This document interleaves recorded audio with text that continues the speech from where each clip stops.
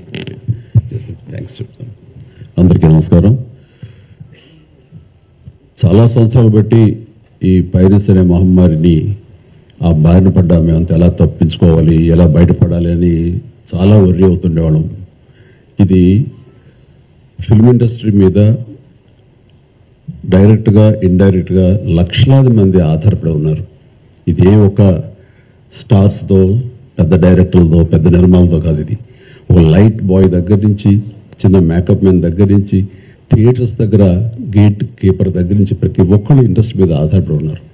ఇంతమంది కష్టాన్ని ఒకడు అప్పనంగా వచ్చి దోచుకుంటుంటే, దౌర్జన్యంగా వాడు ఎదురు సవాళ్ళు విసురుతుంటే ఇది తట్టుకోలేని పరిస్థితి. సో ఇలాంటి వాటికి మార్గం ఏమిటి, ఎలా బయటపడాలి అనే దాని మీద తర్జన పడుతున్నప్పుడు ఈ సమయంలో గత కమిషనర్ సివి ఆనంద్ గారి ఆధ్వర్యంలోనూ, అప్పుడు ఏఎస్పీ కవిత గారు, శ్రీనివాస్ గారు, వీళ్ళ అలాగే ఆయన వెళ్ళిపోయిన తర్వాత దాని తర్వాత మళ్ళీ ఇది ఇలాగే ఉంటుందా, ఇలాగే కుంటుపడిపోతుందా, ఇలాగే తెరమరుగైపోతుందా అనుకున్న సమయంలో సినిమా ఇండస్ట్రీ గురించి, సినిమా కష్ట నష్టాల గురించి బాగా తెలిసినటువంటి, అన్ని రకాలుగా కాచి వడపోసినటువంటి, ఎంతో కన్సర్న్ ఉన్నటువంటి వ్యక్తి మన సిపి సజ్జనార్ గారు. ఆయన చూపించిన చొరవకి, ఆయన పెర్సిస్టెంట్ ట్రయల్స్కి మిగతా ఆఫీసర్స్ అందరూ సహకరించిన దానికి ఈ రోజున ఎవడైతే ఛాలెంజ్, ఏ పైరేట్ అయితే కనుక ఛాలెంజ్ విసిరేయడో దమ్ముంటే చూసుకోండి అతన్ని ఈ రోజున పట్టుకోవడానికి వారు సహకరించారు. అది వారి మనస్ఫూర్తిగా వారికి సహకరించిన ఆఫీసర్స్ని, కవిత గారిని, శ్రీనివాస్ గారిని, ఇతర మహేష్, మన సిఎల్ని, వాళ్ళందరూ కూడా మనస్ఫూర్తిగా పరిశ్రమ తరపు నుంచి, నా తరపు నుంచి నా అభినందనలు, ధన్యవాదాలు మనస్ఫూర్తిగా తెలియజేస్తున్న సందర్భంగా.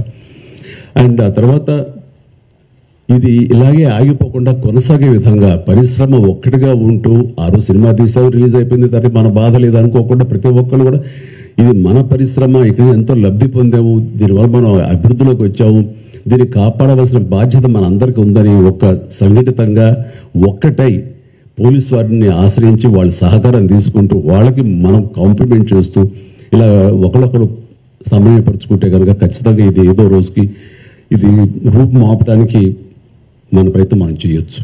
అండ్ ఇది ఈ రోజున గ్రేట్ అచీవ్మెంట్, ఈ ఐబొమ్మ నిర్వాహకుని పట్టుకోవటం.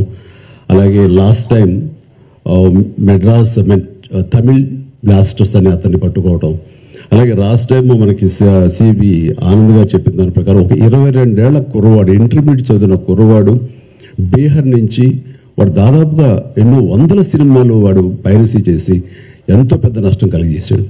ఈ సంవత్సరం ఆరంభంలో కూడా దిల్ రాజు గారి గేమ్ చేంజర్ దగ్గర నుంచి, తండేల్ అనే సినిమా కానీ, ఇలాగా కింగ్డమ్ అనే సినిమా, ఓజీ, ఇలాంటివన్నీ కూడా దీన్ని బారిపడి చాలా పెను నష్టం జరిగింది.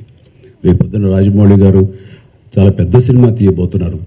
ఆయన అలాంటి వ్యక్తి మూలంగా మన తెలుగు సినిమా ఖ్యాతి ఖండాంతరాలకి వెళుతుంది.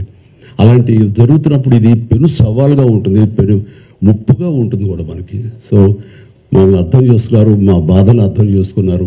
ఇవన్నీ సాధించాల్సింది ప్రభుత్వాలు, అక్కడ పోలీస్ డిపార్ట్మెంట్లు. సో వాళ్ళు చేసి చక్కగా చేసి ఎంతో సమర్థవంతంగా సహకరించి ఇది రాబట్టినందుకు మనస్ఫూర్తిగా మరొకసారి ధన్యవాదాలు తెలియజేసుకున్నాను. జై హింద్.